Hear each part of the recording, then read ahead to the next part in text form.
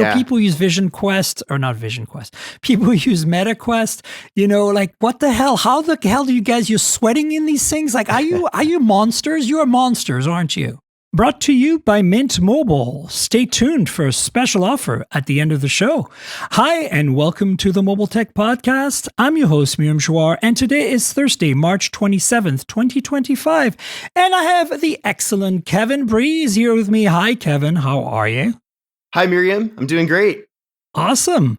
Listen, I'm actually really excited to have you on the show because I saw you at MWC and I did a show with Jenny just recently. So, I think it's kind of awesome to have you on finally. I've been meaning to have you on for a while now. So I'm like, okay, this is great. And we have quite a bit of news. So we're going to rapid fire through a whole bunch of leaks and rumors and newsy bits. I got a new phone to talk about that I actually have a version of.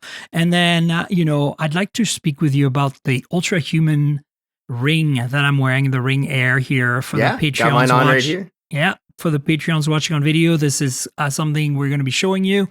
And because I've been using mine since, I want to say CS-ish or so, and I haven't really talked to the audience about it. And then, let's talk also about the Oppo Find N5. I have mentioned it on the podcast, but I haven't done a proper review of it. And I think you have it. Oh, you have the white one. You're so lucky. I've got the black one here. So mine is the black one. I should remove it from the case. But anyway, tell me what your thoughts are on the Ultrahuman, because I really like it a lot more than the Samsung Galaxy Ring. Okay, yeah. So I've got a lot to say because it's actually my first smart ring. So I didn't get a chance to try the Galaxy Ring, so I can't really comment on that. But I'll be honest, for a while, when I heard smart ring, I was thinking, just another gimmick, another thing to wear. I've never really been a big wearable person necessarily. Like, it is nice to have a smartwatch, but I'm not. Like, I didn't wear watches before smartwatches existed, right? Okay, yeah. So, me too. and then as far as smartwatches go, I'm not always just tempted to put it on in the morning and I just forget. So anyway, though, when my wife, Jenny, mentioned that she was getting the Ultrahuman, I just figured it was another gadget. And then once I saw that she was using it for a few months, I definitely wanted to give it a try. And it's really changed my opinion about the whole segment. So the first thing is, and this might not be completely accurate, but this is to my understanding, smart rings can pretty much do most of the health data collection that a smartwatch can do. But the difference is that it's super light, at least for Ultrahuman, and you forget you're wearing it half the time. And I can still wear a smartwatch if I wish. And of course, the ring can't give you notifications and you can't interact with any apps or anything. But pretty much all the health side of things, which is a big selling point for smartwatches, you can do here with just the ring. So I've just realistically found myself wearing this ring with no hesitation. Also, the charging is very fast. Yeah, it's pretty good. Take a shower, it'll be recharged, put it back on, and then it lasts for another 3 days or so. Yeah, and then finally, not having a subscription. I know there are competitors that do have a subscription, and there might be other benefits with those subscriptions. I'm not completely sure, but I do like that with Ultrahuman, you just pay one time and then you just get to use it. Yeah, absolutely. Yeah, so, I feel like the same way. For me, I had the Galaxy Ring, right? I reviewed it. I wrote a review for Hot Hardware. And my takeaway was a lot of the things you said, but it was my first smart ring, but I've worn a lot of smartwatches. So I know what to expect from a smartwatch. Now, with a smart ring, with a Galaxy Ring, I was like, okay, no subscription. That's good. And now I've never had Aura, so that's the only one I can think of that has subscription. I'm sure there are others, but so that was good. It did the sleep tracking and step tracking and swimming and all that other stuff that I wanted just fine, the Galaxy Ring. But I had the black one, this is a titanium natural color one that I have. And the one I had from Samsung was the black one or whatever, PVD coated to titanium. And man, it took like a few weeks at most to get totally trashed. Like, it looked like hell. All the edges were had lost their black finish. It just looked horrible. So the lesson learned is that's why when they sent me this review unit, I asked for the natural titanium because yes, it's got some marks on it, but it doesn't show, right? Number one. So that's the lesson I learned. So, but I also felt that Samsung needs to do something about their coating because it doesn't last. Like I'm not a construction worker. I don't like touch stuff that is like going to damage metal, especially titanium. So, but I just found that just brushing a countertop that's stone Mm-hmm. or like anything like that would like leave a mark, right? So I was kind of bummed, to be honest with you, that the Galaxy Ring was so fragile. So I was like, when Ultrahuman read my review on Hot Horror, they're like, "Hey, can we send you ours?" I was like, "Sure." I told them I'm not guaranteeing a review. I'm just kind of curious. I like this better, simply because it seems to be more durable. But at the same time, in terms of features, I don't feel like it's any different than the Galaxy Ring. It charges relatively fast. I still don't think it charges as fast as like some of the smartwatches I have, but it's about the same ballpark. It's like Mm-hmm. you can get 30% in like 10, 15 minutes, which is generally good to get you going for the day. But if you want a full charge, it still takes an hour or something. So that could be better. But I mean, again, it's induction wireless charging, right? So yeah, that's kind of Sure. how I feel about it. My biggest gripe with Ultrahuman is I get bombarded with too much information in the app that I don't care about. I'm not a health and fitness nut. I don't really Yeah, care same. about my zones. I don't really Mm-hmm. care about, all I want is sleep, right? Mm-hmm. I want, if I'm working out, like automatically track my walks, track my swims, all that stuff is great. But like as soon as you start talking to me about my caffeine window, nobody tells me when I drink coffee or don't drink coffee. You Yeah. know, like I should look at the app here. There are some main features I don't even understand what they mean. Now I know I'm going to sound like a grumpy old lady here, No, I'm and the it's same way. fine. But like maybe you can enlighten me because I remember having this conversation with Kevin Nether, the tech ninja, Mm-hmm. and he laughed at me so hard because he's like, "You sound like an old lady who doesn't understand technology." And I'm like, "Look, it's too complicated. Like I'm not one of those data-driven sports people, right? Like I don't Right. need this level of information. I wish I had a simpler app or a setting I could toggle in the app, you Mm-hmm. know. Like I'll give you an example. Stress is nice. Movement, fine. Zones, I still don't understand what zones are. Um, Dynamic recovery, okay, so that recovery I kind of get. It always brings up like this, fancy scientific word that I don't understand about like my rhythms. And I'm like, Right. what are you talking about? What does that tell me? So Yeah. I had to set the notification to the lowest possible settings. Like, I don't want Mm-hmm. to get no notifications, but I want to get you're just the minimum, right? And Mm-hmm. there thankfully is a setting in the app to do that, but it's still too much. It's still way too much. Like, please, you're a ring. Just monitor my data and just let me check the app when I need to. What are your thoughts on that? Am I Yeah. completely the wrong user for this device? Or am I, cranky and old and annoyed? Or what? Well, first thing is all of that, and we'll talk about the coding as well. All of that is super relatable from my experience. So I'm definitely not one of those people that you'd find in the gym every day or even once a week. I'm more of a like I'll go for a run, Yeah. things like that. So I agree. A lot of that information either isn't relevant or maybe I don't know if it's relevant. So I haven't gotten to my full review yet, and definitely before I do that, I need to know, what all those things mean and if they're important or not. But I agree with you, at least for the basics. Sleep, that's very important to me. I want to know that. And I Yeah, do like how the exactly. sleep data does tell you, like, oh, you woke up at this time, or there was a night where I was tossing and turning a lot, and it did tell me the next day, like, you were tossing and turning. You're probably not going to feel that good today because it Yeah, wasn't a great no, that's rest. good stuff, right? Like you want that So, stuff. I think that stuff's yeah, but it can be useful. overwhelming. I agree. Like, there's all this stuff on the app, or at least on, by each day. And then I end up just looking at one module and that's about it. There's also this, I don't even know it says it right now, phase advance. It keeps popping up in my dynamic island every day. And I, again, like I'm sure I could do a search and figure out what that means, but it, Yeah, I just it I wish I so could turn on and off individual panels in the yeah. UI. Number one, because Hmm. honestly, like, look, I get it. It's actually really helpful to give me a window of time when I should Hmm. have caffeine. That's probably very healthy for me. But I'm a Hmm. coffee addict. Like, I don't drink, I don't smoke, I don't do drugs. So Hmm. guess what? Coffee. That's my vice. Okay, let me have my coffee when I want to have a coffee. Hmm.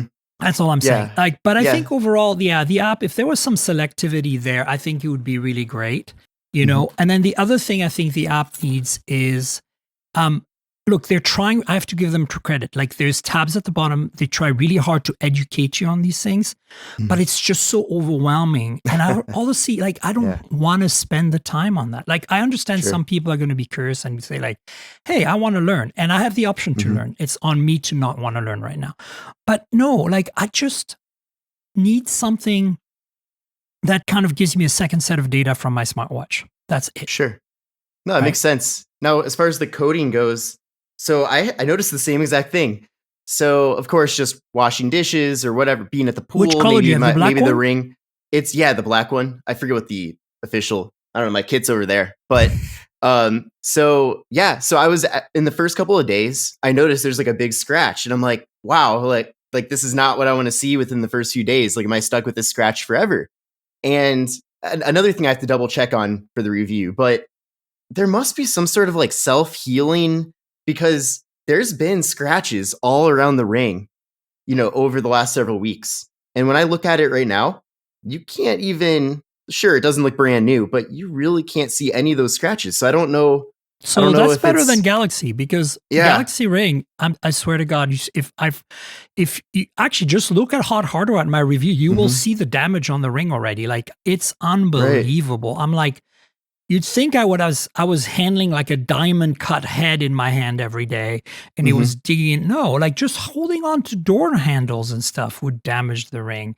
Sitting on the sidewalk, you know, and then trying to like lift myself up like that. The concrete, like, I'm like, it's titanium, guys. Why? Right. Well, this one here, the natural colored titanium, as you can see, like, it's like 3 months of, and you don't, over a camera close up, you can't even tell. Like, if you look at it really carefully right now, you can see some scratches and marks, but they blend in. I think this is my takeaway. If you guys walk away, audience, from listening to this podcast with one thing about smart rings, whether you get one or not, is get one that is a natural titanium color. That's it. That's my advice to you. Well, I need to add to that too about the colors. I think that's one other thing I want to make a comment about. So, wearables, and especially Apple's pushed this more forward. I don't know about the other smart watch and accessory brands, but, people like to express themselves with their band, whether it's a cause that's important to them. I mean, Apple had a lot of pride bands. They've had Juneteenth, different things like that. And I understand for a ring, you can't really like change the like outside of it. But I noticed that if you like go on Amazon and you look up Ultrahuman, right, you'll also see RingCon suggested right next to it. But it's like the same exact color. They almost look not identical. But I guess my point is that each brand offers the same boring colors or designs. And some people might want to buy, at least I'm thinking it, they might want to buy multiple colors or multiple styles, or like I said, maybe a style that matches a cause or something like that that's important to them, or whatever it is, to express themselves similar to watch bands. But it is so boring out there as far as the options go. So I don't know what the best way would be to implement that, but that might be a way for them to make more money too. That, you can buy, maybe you want to buy multiple rings just because based on the day or event you're at, you want to change it up. Or how about some snap-on covers is what I'm thinking. That way they will wear out. You will look, I understand. It's very challenging. My background's engineering, and even though it's not materials engineering, it's electrical engineering. I do understand enough about materials that I can say that titanium is very strong, but it will scratch. And it's really hard to colorize titanium. The black coating you have is probably a PVD coated. It's a physical vapor deposition. That's what it's called. It's like basically a super resilient coating that's used on a lot of watches. And it works up to a point, but we're constantly touching things with our hands. And so you're just going to have wear and tear. That's why natural colors work best and hard metals work best. Natural titanium is perfect. But as you said, if you want to customize, here's what I suggest is a very thin, set of basic, essentially like bumpers around that you can like put on the ring. It makes the ring a little thicker, but it's only on the outside that it's thicker. And yes, they will wear out. Yes, they will. But they're not painted plastic. They're completely, the color is in the plastic, so that if you do scratch it, you don't see another color underneath. You see just the plastic underneath. And if you make them matte on top of that, you won't notice scratches on them. So, kind of think of the polycarbonate Nokia phones, right? They were polycarbonate throughout. So if you drop them or scratch them, you didn't see a different color. It just, you could even buff it out with like, very fine sandpaper and it'd be fine, right? That's kind of the idea of what I'm thinking. Make those, like, sell them for $29 a pop or $19 a pop because they're just plastic. Put them on there, they wear out, you get another one. I think that would be really cool. And I think, all the ring manufacturers should get on it. I don't think you can color metal very easily. You can anodize aluminum, but aluminum would wear out really fast. Like, I'm talking wow fast, right? So, and then the anodization is only on the surface. So if you scratch it, you get the underneath. It's the same as PVD coating, right? It's just not going to solve the problem. So that's my take on that. Yeah. Just a way to personalize it a little bit more. I think, maybe for the next generation, they should consider that. But it would definitely give them a nice upsell later on to make more money, but then also give their customers more options. Yeah. So overall, I think this is a great product. I like the fact that there's no subscription. I like that it's a little wider because I got big fingers and big hands. I like the fact that, in my case, I chose the right color, so it does wear a bit better. I like the fact that, there's some unique, interesting metrics in there, like the caffeine stuff that even though I'm complaining about it, I understand how that can be useful to some people.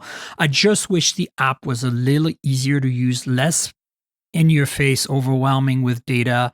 Just let us select the data we care about, and, maybe make the learning curve a little less overwhelming. Like, it's nice that they're trying to educate people, but there's so much in there, you don't know where to start, right? Yeah. And so that's my feedback. But, to be honest with you, I think Samsung's doing a good job on that front, but they don't have as many features. And also, their ring's more expensive. And again, I can't compare your coating, but you're saying that your coating is self-healing to some extent. So I feel like Samsung, and it's possible, PVD coatings are kind of like that. So if you put a little bit of like, Teflon type material in the coating, you can actually have it self-heal, which is what, the LG phones used to have on the Surface back in the day when they had the plastic back on the curved phones. But the point is, I think that I'm very excited with where they're going. I want to, hopefully they stick around and succeed is what I'm thinking. Let's talk about the Oppo phone because look, I have really not mentioned to my audience too much. Now I used this phone for 2 months almost, right? Like, so, I mentioned it. I got it before the embargo, which is when it was announced. And Kevin's showing his white one if you're watching the video here. Mine is not as pretty. But as you can see, the camera bump's not too big. Open, it's very thin, as everybody knows. This phone is here. About as thin as it can get. Yeah, pretty thin. And also when you close it, it's pretty thin. I'm just showing this for folks on Patreon who subscribe to the video version of the podcast. Front screen is pretty cool. It's nice and clear. Like, I'm in direct sunlight right now, essentially here. And very little crease, as you can see here. And then this is the beautiful display. There we go. Nice. So as you see, I don't customize my phones much. I have a very simple layout because I have too many phones.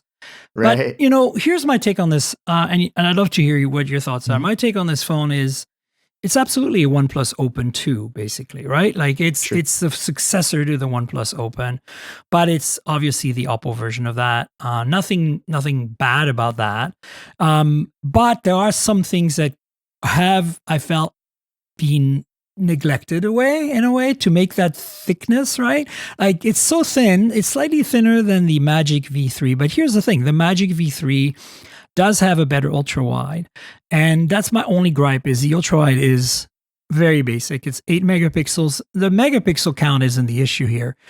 It's the quality of the sensor that's the issue, right? So I feel like It's a step back in that sense. You know, we had this very balanced camera system on the original, and you know, it just matched the flagship. And this is a step back and cameras are really important to me. So I'm kind of torn. Like, as much as I love the form factor, I like that the front screen's slightly bigger, but it's 21:9. All that stuff that we've loved about the OnePlus Open is still there. Of course, it's much thinner. Of course, Snapdragon 8 Elite, but it's only the 7-core version. All that is fantastic. Displays are great, software. But wireless charging now. Yay. That was one of the things that bothered me at the Open. But at the cost of an ultra wide. And that to me is not a valid compromise. Honestly, I prefer if this thing didn't have wireless charging, even though for me, wireless charging is table stakes, because the camera system is what made the Open so special, is that they weren't sacrificing the camera system for making a folding phone. Mm-hmm. So I have mixed feelings. I mean, don't get me wrong. I think this is probably the most amazing folding phones that we can buy, you know, import at least easily in the West, because it's not sold in Europe, it's not sold in the US, right? But I feel like they made this one compromise that just doesn't match what the competition is doing, you know? Like, yeah. Now, is this compromise, do you believe it's made for cost, or is it because the phone's so thin? No, this is just for fitting the modules in a thinner camera pod in a thinner device, right? And I get that. Yeah, so I understand that part. But like, just because you wanted to beat Honor by what? 0.1 of a millimeter? Like, we're talking, like, you put them side by side and it's like, you can't tell them apart. So what's the point, you know? And also, if Honor can do it, like, look, Honor, the problem with the Honor Magic V3 is the software sucks.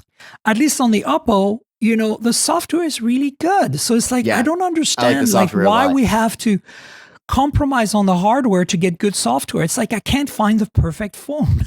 It's like, right. Again. Now so you're saying it's a compromise because of the thickness of the device, but if they made the actual camera circle protrude further, that would fix it. So you're saying that they just wanted to make the camera module, like, they're concerned about the size of the camera module as well? Yeah, of course. I mean, they're concerned about the whole overall package of the phone. I feel like people, they want to flex this part being thin, right? They don't, like, the camera could stick out this far and they can still brag that it's as thin as the I mean, they did a good job at hiding. If you look at it carefully here, they did a good job at hiding the thickness, because look, there's a bit of a slope. They could have totally had that. There's a bit of a slope, then there's that silver ring, then there's the glass protruding. So there's actually 3 layers of thickness here. It's actually not that thin.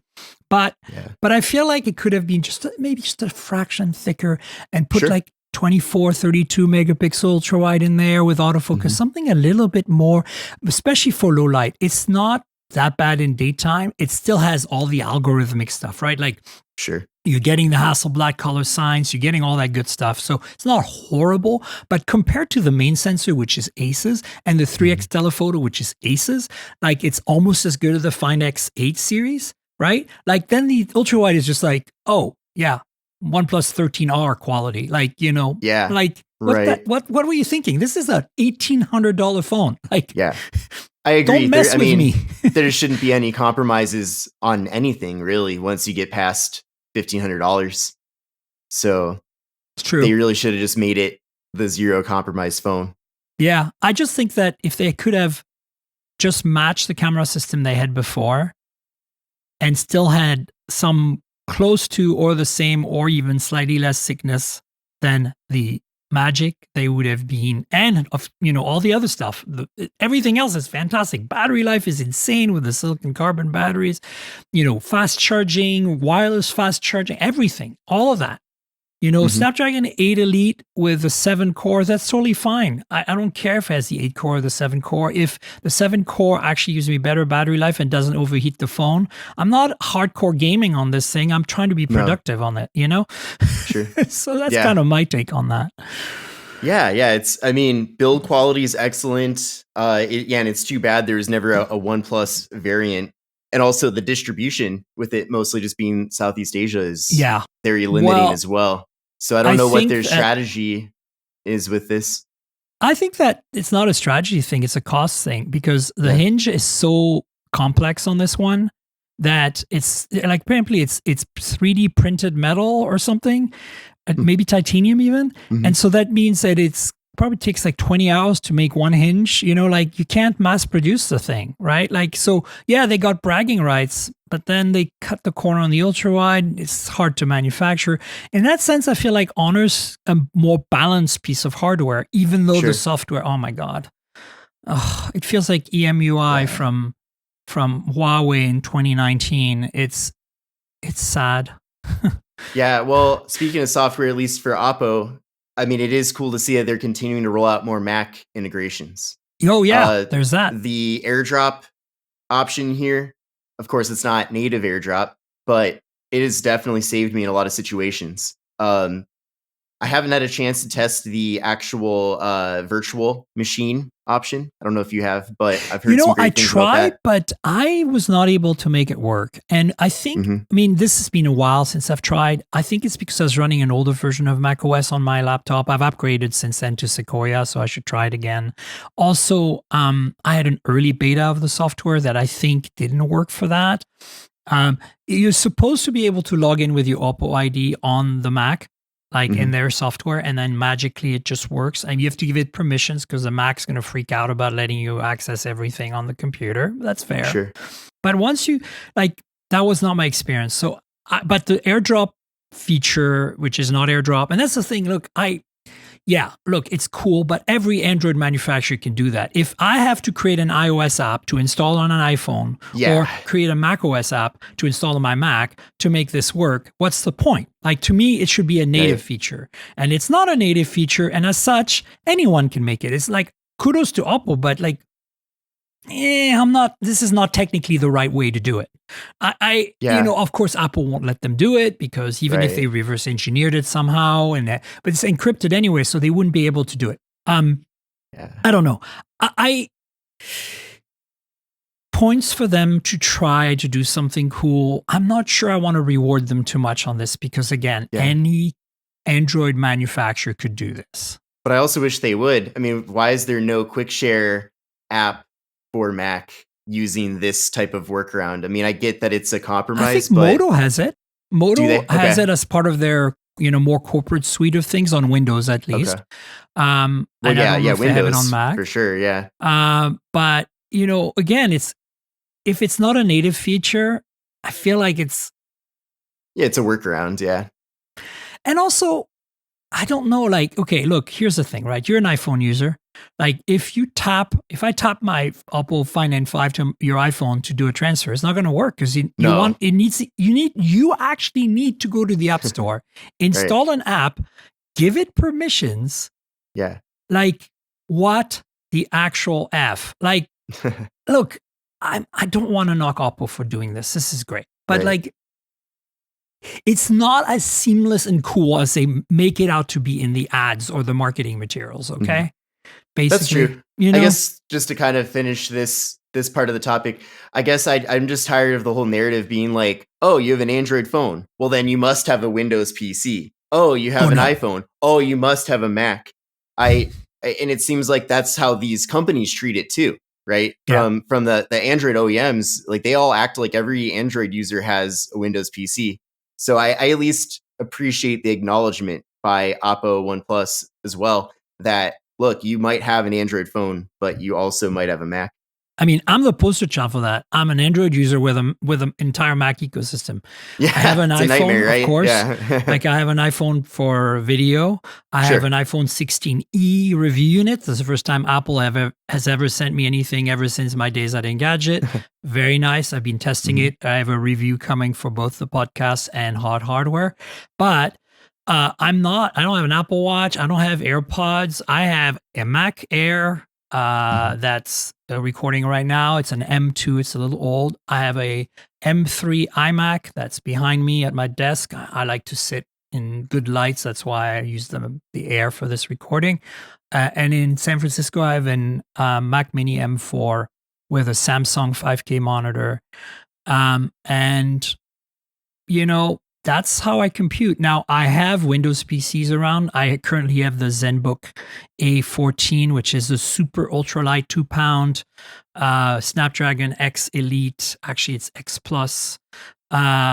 It's made of that Cera aluminum that they have. I don't know if you know that material. It's an alloy that has some ceramic and metal kind of baked in.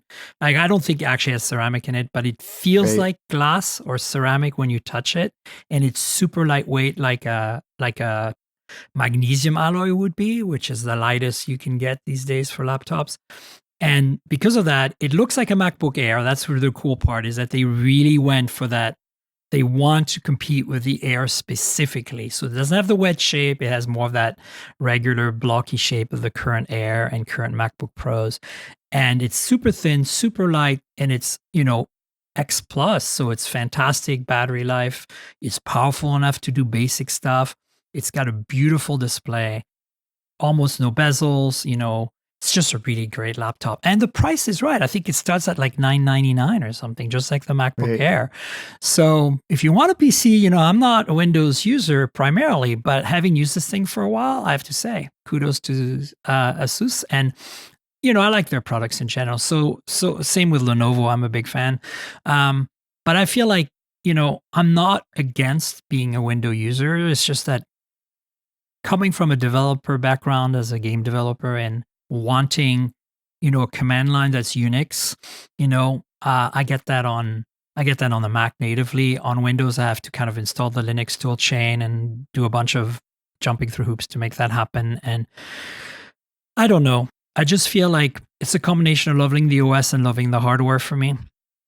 And Sure. having my workflow on it now, I'm used to it. It's like I'm currently like really trying hard to use the iPhone 16e that I have as like almost like a main phone, because I never use my iPhone. Like I just record video on it. I never use it for messaging. I never use it for emails. I never use it for anything. Right. Mhm. I literally buy an iPhone to sit in my bag and record video when I need it. It's kind of ridiculous. And of course, I always buy a Pro too. So it's like, yeah, it's like I can't wrap my head around iOS. Like I'm still like feel like everything gets in my way. I'll give you a very simple example. Yesterday, I was using the iPhone 16e and I copied a URL from a website and I was going to put it in an email. No big deal. I can do that. But the URL had that extra stuff for the Facebook, like the all that All the metadata crap crap at at the the end, end. right? And I Yeah. wanted to cut Right. that out. So I start, put the cursor in there and I start going back, like hit the delete button or the backspace button. And on an Android, you can keep doing that, and it'll regularly chop off the characters, so tick tick tick tick tick tick tick tick tick, until you get to the part of the URL, and you release the button, and then it stops, right? Right. Oh, no, no! On the iPhone, it accelerates, so it's like Yeah. tick tick tick, tick, and then it's suddenly like 5 at a time, and suddenly 10 at. Next thing you know, I'm like my entire URL is gone, and I'm like, what just happened? What just happened? Right. So I tried it Right. again, I pasted it again, and I'm like, and I did it again. I'm like, see, this is the stuff I'm talking about. Like, I know I could adapt to that, but why does Mhm. Apple try to think ahead of me? Like, don't do that. Give me Yeah. something predictable.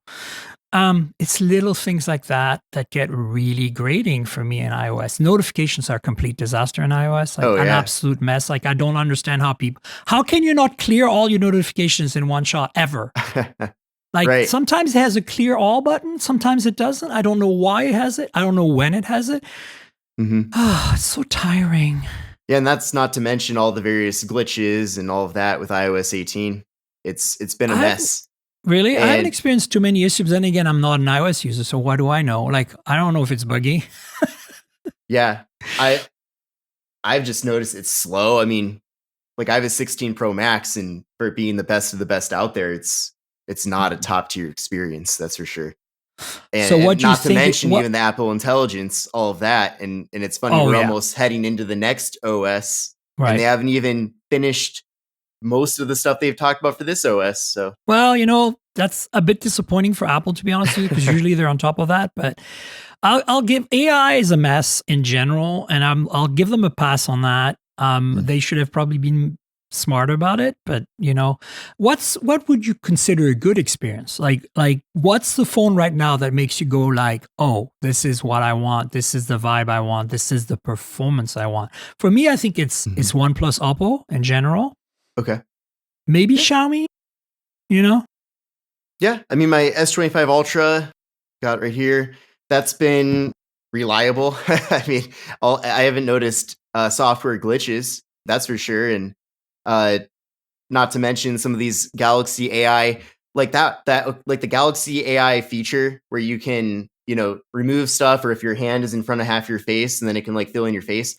I've had for like literal different projects I've had that didn't involve my Galaxy S25 Ultra. I've literally sent photos to that phone to use that AI feature, Oh, and then I I do send that it too. back.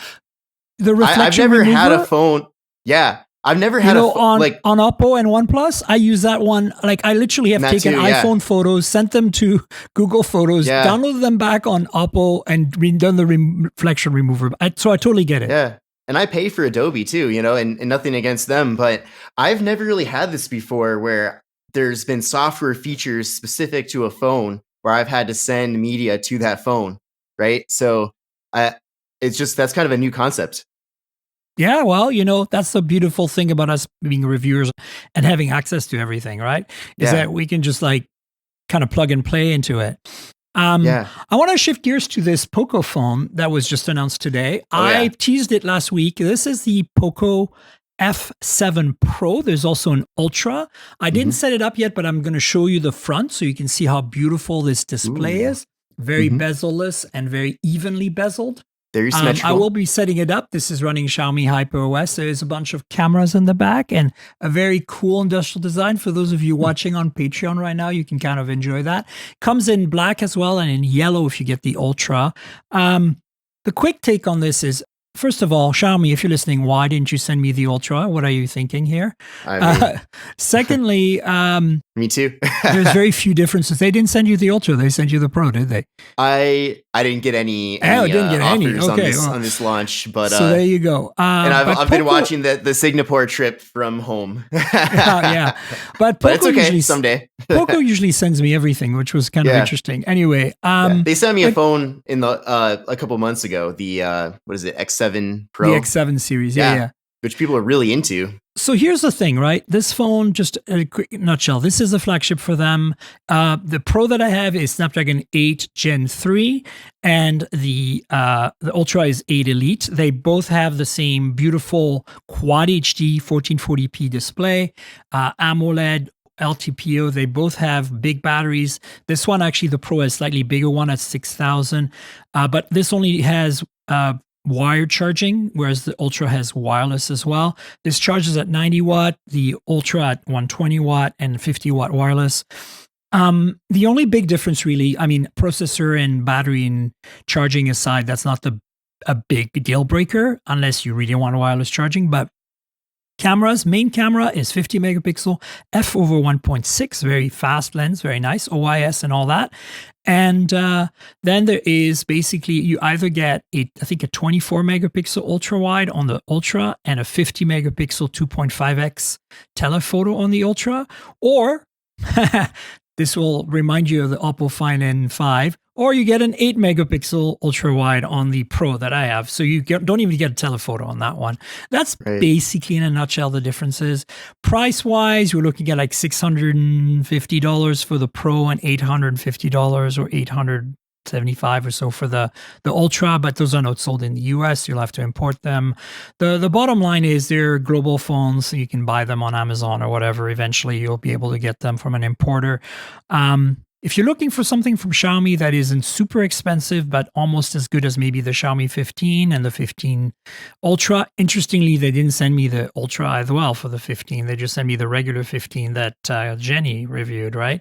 So I'm a little puzzled by that. But the 15 was amazing for a small phone, especially, and I would expect this to be really good. It won't have the Leica color science or anything like that. But Poco is always really good at value. It's kind of like Realme but for Xiaomi. So I think Mhm. that this phone is going to be great. I'll put it through its paces. By the way, this has a metal frame, which is really nice. So even though Pro didn't skimp out, you can see the antenna bands, and I kind of Mhm. dig this silver. So that's basically my take. What do you think of this? Yeah, I mean, since I don't have hands on with either, just from what I've seen No, online, but I mean, looking at the specs and stuff. yeah, I mean the specs that makes sense. Definitely interesting how the Ultra. I mean, I love that bright yellow look of the That's good. Ultra. Uh, so it's interesting how they in the Pro looks nice what you're showing, but it is interesting how much of a difference. I mean, they really want to separate the appearances of those two devices. Yeah. But yeah, I mean, definitely as far as value goes, they're packing in. I mean, right now, everything. if you want to buy an 8 Elite, the cheapest one you can buy is Red Magic 10 Pro, right, or 10 in the US and North America. So, and that's still a little cheaper than the Poco F7 Ultra. So keep that in mind. But that's Right. because the Poco is not sold in the US. If it was, maybe they could match the price. But it's a gaming phone, right? The Red Magic. So you're making compromises in other ways. Cameras, probably. I'm sure. This thing, though, I think, based on my past experience, it's going to be pretty solid. So I'll let you guys know what the deal is. I am not a hugest fan of Xiaomi's HyperOS, primarily because in the past, when it was still called MIUI, you could select. You know how right now on Android, they give you the option of doing the iPhone thing where you swipe down from the left, you get notifications, swipe down from the right, you get control center, right? Right. I like it to be a unified thing where you swipe from anywhere and you get both, right? Mm-hmm. So some Android phones like Oppo OnePlus give you the option. Pixel gives you the option. Samsung gives you the option. But Xiaomi does not. HyperOS forces you to behave like an iPhone. And for me, it breaks my mindset because I start swiping somewhere in the middle and then it's random whether I get the notifications or the quick settings because, I'm a little bit to the left of center or to the right of center. I wish they could keep the setting, the setting that Android 15 introduced. The little things like that drive me nuts about HyperOS. But other than that, the hardware is always very great. And this is probably no exception. And honestly, the cameras are definitely a downgrade. But even 8 Gen 3 versus 8 Elite, honestly, you're not going to be disappointed. So yeah, and I realized too that for these various sub brands and all of that, they're not always sold in exactly the same markets, even if you can import. But it does seem like there's just so many phones. I mean, of course, that's what we deal with as media. But at MWC, I got to really see the full launch of the new Xiaomi devices and all that, and it definitely does seem like there's a lot of redundancy. Between Poco and Xiaomi proper. Well, it's the same with Redmi. There's also the Redmi brand. Like, right. Wait, they have their own flagship, so don't worry. Yeah. So it's a lot to keep track of, and if they're all sold in the exact same markets, then I'm sure that consumers would be confused. But I'm assuming that there's in most countries they don't see all of them on the shelf next to each other. No. It depends on the country you're in. Let's move on to some rapid fire news items. We've got a whole bunch here. I'm going to group them in brand groups. So Apple's Worldwide Developer Conference is scheduled for June 9th. So this is more of a public service announcement for those of you who are Apple fans. Keep your calendars hot and fired up for that date so that you don't miss it. There are rumors of the Apple Watch getting a camera. So what are your thoughts on that? Yeah, that's pretty out there because we haven't really seen, I mean, in the early days of Android Wear device, Android Wear, if it was called that back then, I mean, I think some of those had cameras or the early Galaxy watches. Yeah, but a completely different purpose compared to what's been rumored here for the Apple Watch. But what do you think? What possibilities could we get out of this? AI stuff, right? The Apple Vision stuff is what I think the rumors are saying. Like my take on this is I think it's inevitable that our smartwatches will have a camera somehow for some reason or another. Mm-hmm. But I really did not expect Apple to do it first because privacy. Like you're wearing your watch all the time. Like you're wearing your watch probably when you shower. Some people don't take it off. Like you can wash under your watch, right? Like I do, right. I take it off, but some people don't. You wear it at the pool. Like what are the privacy implications of that? Like, I have a pool here in my building that's shared in Vancouver here, and I like to use it. And, they have very strict rules, like no photography, and that makes sense. But then now how do you enforce it? I'm not saying that we shouldn't have cameras on everything because I believe that, you can't be old fashioned here, right? Like there might be a use case for it. But I'm feeling like Apple being the first to do that, like this seems to be something that Apple would do when everyone else has already done it. Like that's my hot take on that. Now, supposedly, the purpose of this is to help with the Google Lens Yeah, the Apple competitor Vision that Apple stuff. Yeah, has, the which AI stuff. I mean, it's on this phone, but I don't. I mean, I'll just use Google Lens. I don't. I haven't used the Apple version of it, which is why I can't even think of what the official name is. So Yeah, I I don't don't. even know if So it's having called it on what I a, just and said. I So barely use that feature. I mean, I don't know. I just kind of back to what I was saying about some of the Samsung AI features. It's not like they give that many features, but the ones they give are actually usable. Problem is, like, Apple has all these various ideas, but none of it is none. I mean, yeah, none of it's yeah, actually yeah. usable, and No, I especially agree. for both of us, as we're professionals in the media space, right? I need tools that are actually tools, not Yeah, toys. yeah. No, I agree. I So agree. I wish Apple would maybe put their energy towards more productivity tools. Yeah, Would be really nice. I think they're working on it. I think they're going through a bit of a growing pain phase with the AI stuff. Let's talk about Oppo and OnePlus here. So there's a lot of similarities between these news announcements. Three news Mm-hmm. announcements. First of all, mark your calendars for April 10th. Because the next generation of Find X8 series is coming out then. So Find X8 and 8 Pro have been out since right after they announced the Dimensity 9400 chip in November. So like November. I have both of them. They're fantastic phones. The 8 Pro in particular is just blew my mind in terms of camera. Right now, short of going to last year's 7 Ultra or the Vivo 100 Ultra or 200 Pro or upcoming 200 Ultra. I don't think anything can touch the Find X8 Pro in terms of camera performance. It's really impressive despite the specs being not as strong as some other phones out there. So of course there's an X8 Ultra coming, right? That's that we knew that. And now we have a date for that. And that's going to be a very important camera phone. I took the X7 Ultra last year to Antarctica because I wanted to use the best possible phone to take photos, and I don't regret it. I wrote about that for Geekspin last year. So X8 Ultra coming soon. Then there's also a revised version of the X8 called the X8S Plus. That'll be basically completely identical to the X8 non-Pro, but with the new Dimensity 9400 Plus. The other thing we're getting is an X8S non-plus, and that is a small form factor phone. So for Android, that means 6.3 inches. We're talking same as Xiaomi 15, S25, right? Regular S25. If you're hearing some drilling, folks, welcome to my apartment building where there was a water leak and they're fixing it and they're having to drill through some concrete. Joy.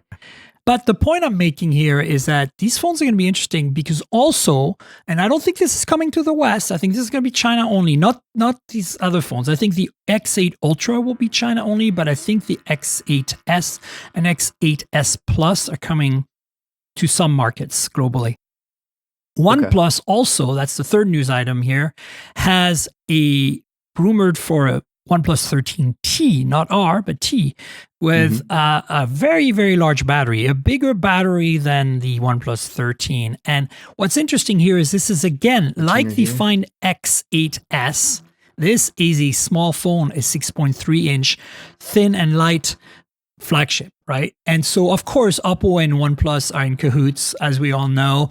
So I wouldn't be surprised if these phones come out around the same time and are based on the same chassis, same architecture. But of course, the OnePlus will have a Snapdragon chip, I suppose. So, what are your thoughts on this Oppo and OnePlus madness? Yeah, well, I've definitely been keeping up with OnePlus a lot more, considering that I've just done more with them. It was Yes. fun time on that cruise, by the way, back in December. Oh, that was fun. Yeah. So, but I wasn't really expecting. I guess, I mean, they've done Ts before in the past. They didn't do a T for the 12, right? Did they? No. OnePlus 12T. Okay. No. Yeah. So then I remember hearing like a rumor for like a OnePlus 13 Mini, which I guess is now going to be the OnePlus 13T. Right.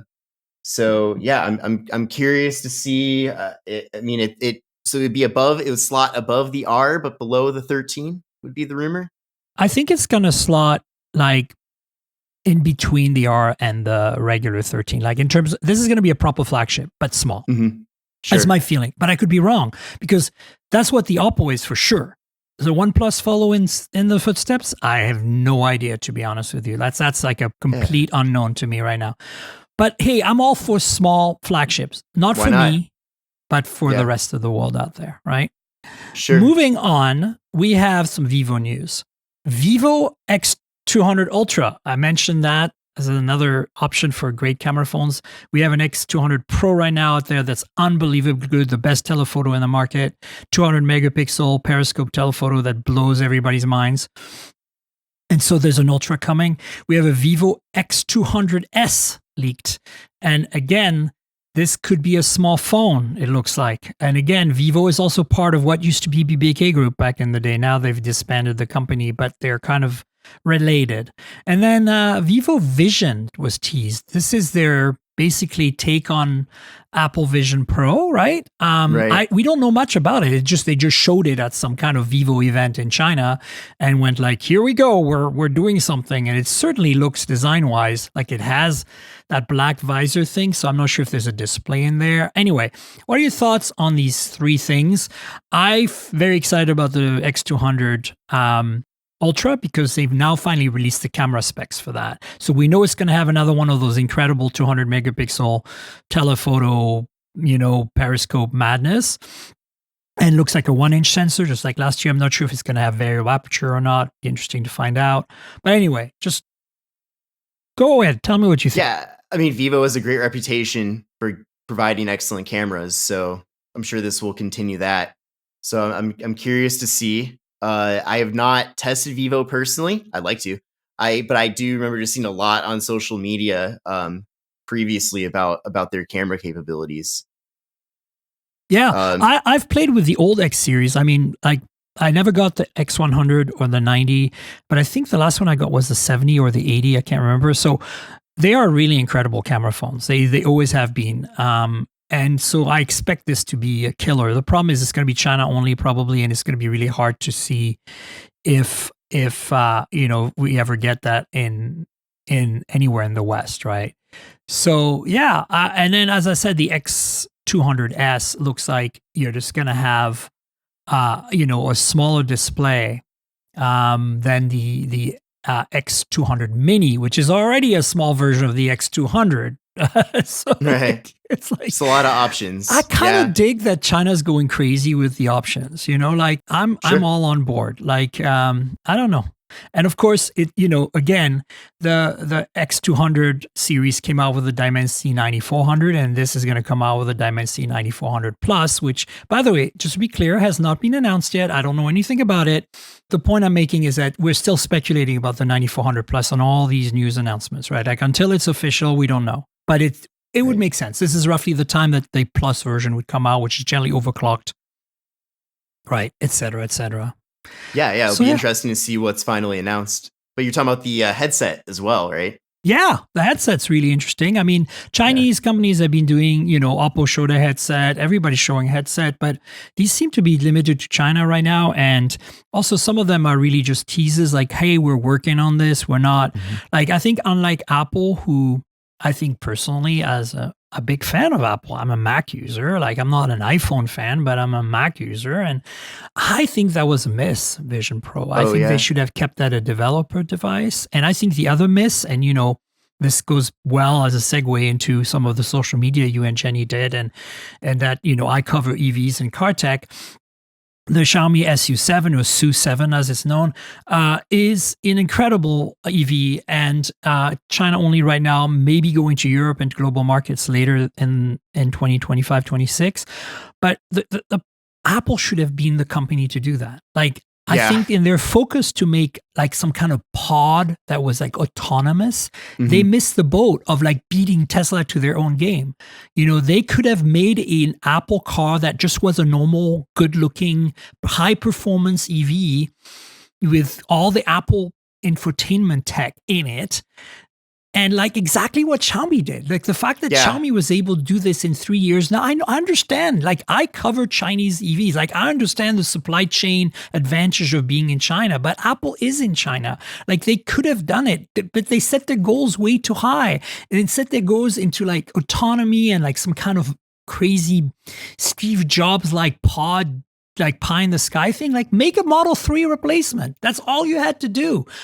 People would have bought it in droves. Like, why Mhm. the hell did they miss the boat on that? And then Yeah. they give us the freaking Vision Pro. Like, what the F? And then they can't deliver AI, right? Like, you know? Yeah.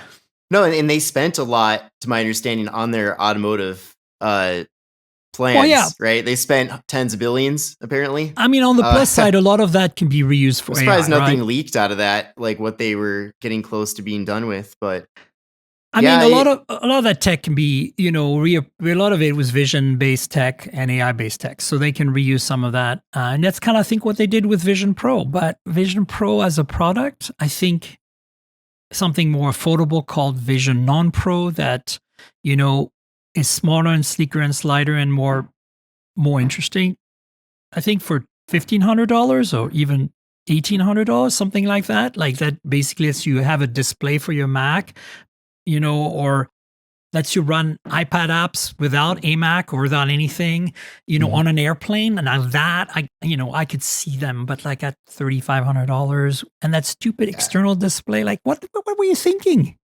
Yeah, I personally didn't even bother trying it or anything just because it just didn't really No, intrigue me. I haven't bothered But with it. Like I've only tried it yeah, once, and it was, right. believe it or not, when I went to Germany in February before MWC to see a Mercedes car called the CLA that they announced. It's an Mhm. EV and a hybrid, and they gave us a virtual present. They all gave us Vision Pros. They calibrated them. They put the inserts for the prescriptions. They tested our glasses and everything, and they gave us this really amazing VR demo of the car coming together in VR in front of us, around us. It was, I have to Hmm. say, of all the VR experiences I've had, Apple Vision Pro is the best, Oh yeah, 100%, that's 100%. But even after 10 minutes of wearing that thing, I was like, it's too heavy, it's too bulky, mhm. it's ugly.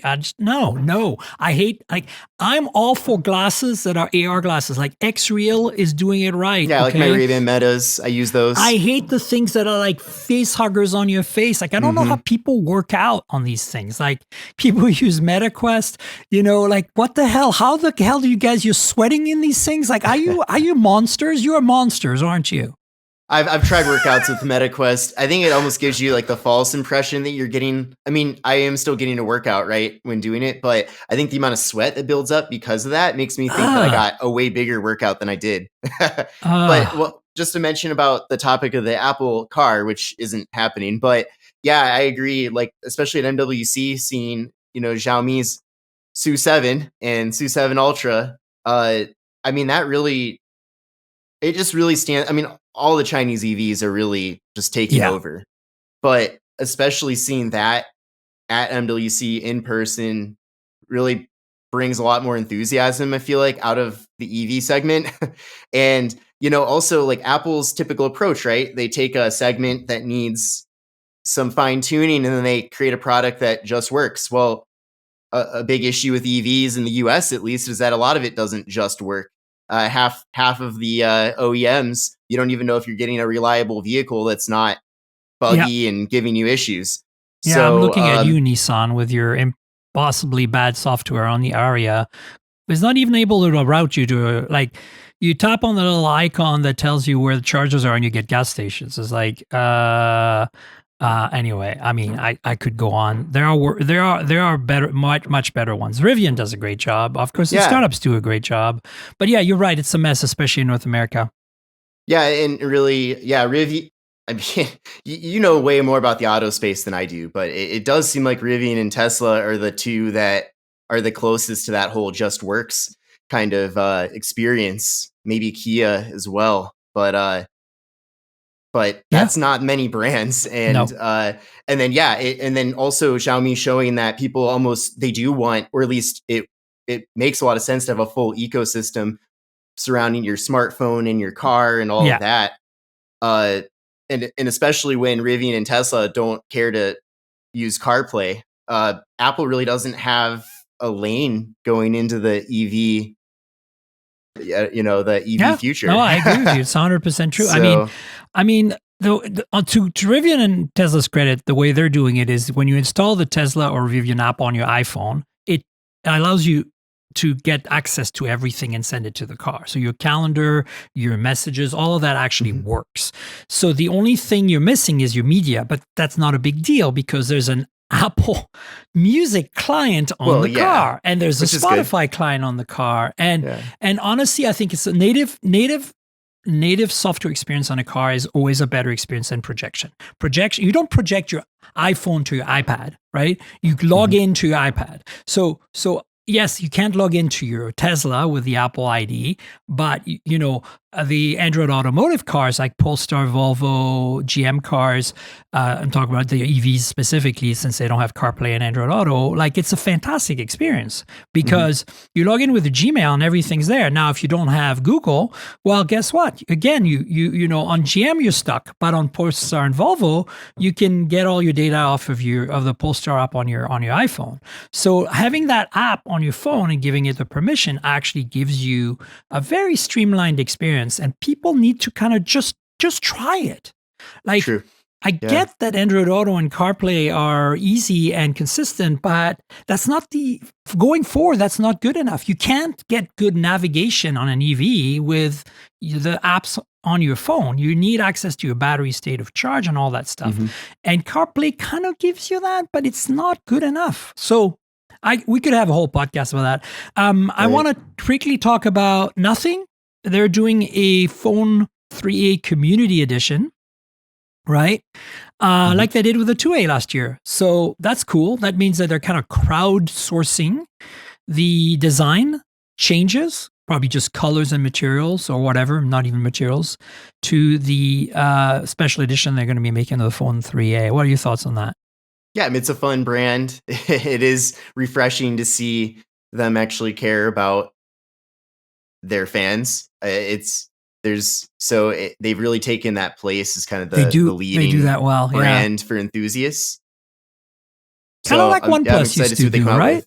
Yeah, which I wouldn't really say is the case anymore, but no, OnePlus but moved on to other things. Right, Yeah. Exactly, you're right. So yeah, I'm excited to see how that plays out.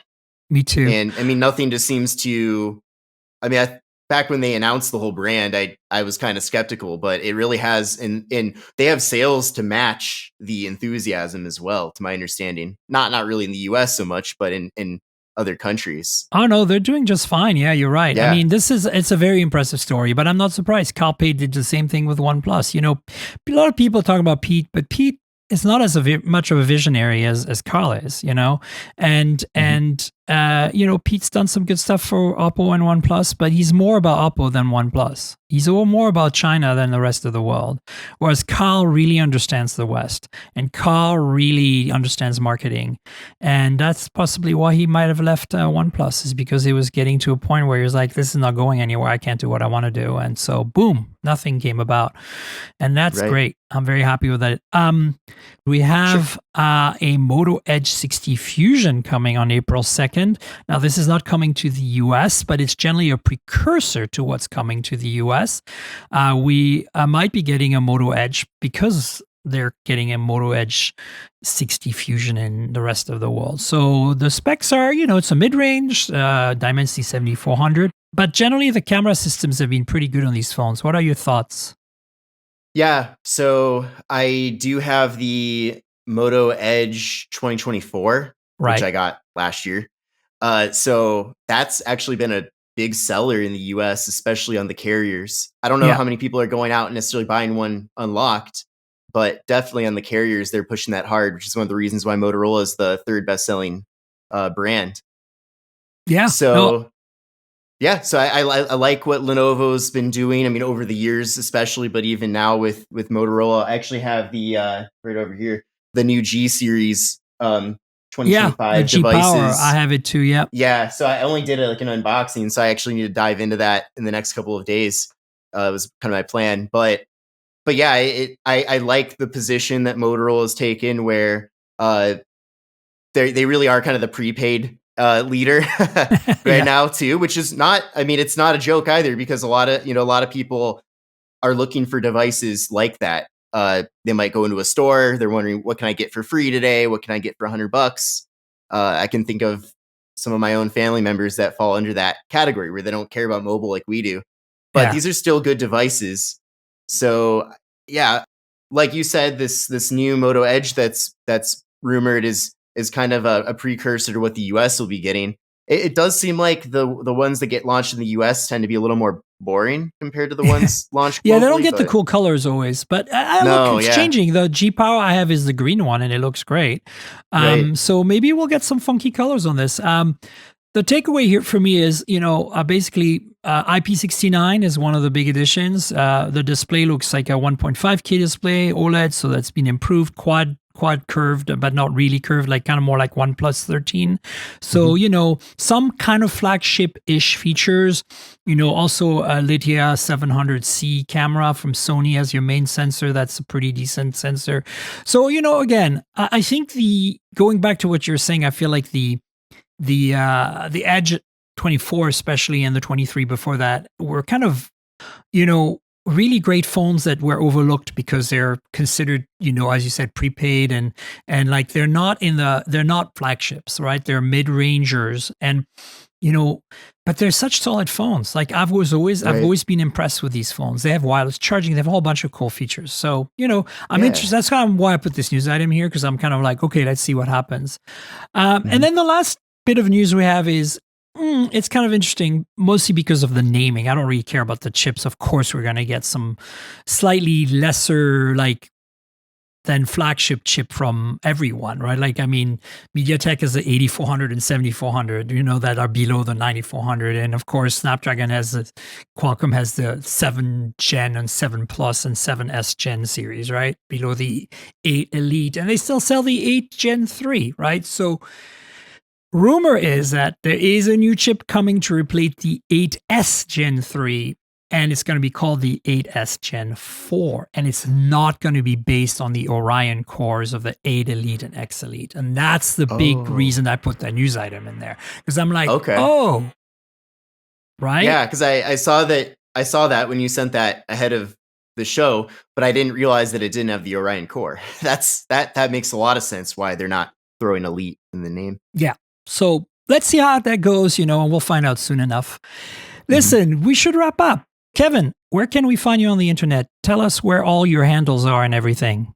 Yeah, so I'm on every major social media platform. On YouTube, just search Kevin Breeze and look up Kevin Breeze TV on the other various platforms. But everything that we've talked about here on this show, that whole theme is exactly what I cover. So this is fantastic. Exactly what I'm used to. So it's been a great discussion, Miriam. I really appreciate it. Fantastic. Well, listen, please follow Kevin on social and check out his work, his YouTube channel and all that. And you know where to find me on the internet, folks. I'm at Tankerl on all the socials. That's TNKGRL, like the comic book character. So, follow me. I'm mostly on Blue Sky, Threads, and Instagram. And if you want to subscribe to the podcast, it's mobiletechpodcast.com, the URL, and I'm on all the major platforms. So please find me on Apple Podcasts and YouTube Music and Spotify and everywhere else, and subscribe to the show. If your app lets you rate or review the show, please consider doing that. That would help. That'd be great. And there's also a YouTube channel, youtube.com/mobiletechpodcast. That's where you'll find a bunch of videos, unboxings, and reviews and stuff like that, interviews. But more importantly, if you want to support me, there's a Patreon, patreon.com/Tankerl. That's patreon.com/TNKGRL. If you want to support me, this is the way to go. There is a video version there for $5 a month. You can basically get a video every week. You get it in advance, a day in advance typically. So that's actually pretty cool because you can watch and listen to the podcast before everyone else. And, you see phones, you see stuff, you see our faces. So it's actually a kind of a nice little perk. So consider helping me out if you can. I'd appreciate it. And I want to thank our sponsor, Mint Mobile. So as you know, I'm constantly reviewing multiple phones. And while that's fun, it also means I'm constantly spending a lot of money for wireless service on multiple SIMs. That's where Mint Mobile comes in, and that's who I'm partnering with for today's podcast.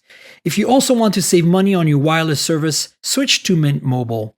As tech-savvy early adopters, you've probably heard of Mint Mobile before, but let me quickly tell you how awesome their service is. Mint Mobile offers premium wireless for as low as $15 a month, and you don't have to sacrifice any coverage, speed, or data. They're built on the nation's largest 5G network. They keep costs low because they sell direct to you online. They cut out the retail stores and salespeople. Why should you pay more than you have to for access to the same network? In my experience testing phones, Mint Mobile delivers the same data speeds and call quality as the big three for a fraction of the cost. Switching to Mint is super easy. Thanks to their eSIMs, you can sign up and activate immediately right on your phone from the comfort of your home. No more standing around and waiting in line at a big wireless store. You can keep your current device and phone number and easily switch services. And if your phone isn't eSIM compatible, Mint will ship you a new SIM free of charge. All Mint Mobile plans include unlimited nationwide talk and text, lightning fast 5G, and free mobile hotspot. Mint will show you how much data you use each month and recommend plans that save you money. Mint also offers a modern family plan that lets you set up a super affordable family plan with as little as 2 lines. Use my link mintmobile.com/mobiletech to get premium wireless starting for $15 a month. That's mintmobile.com/mobiletech. Stop paying more than you need on your wireless bill and start saving big with Mint Mobile. And finally, I want to thank you, Kevin, for being my guest this week. Thanks again for being on the show. Yeah, thank you. It's been a great time. And any time in the future, I'm always down. Fantastic. We'll definitely have you on the show again in the future. And folks, we will have a podcast next week, so stay tuned for that. Until then, cheers, everybody.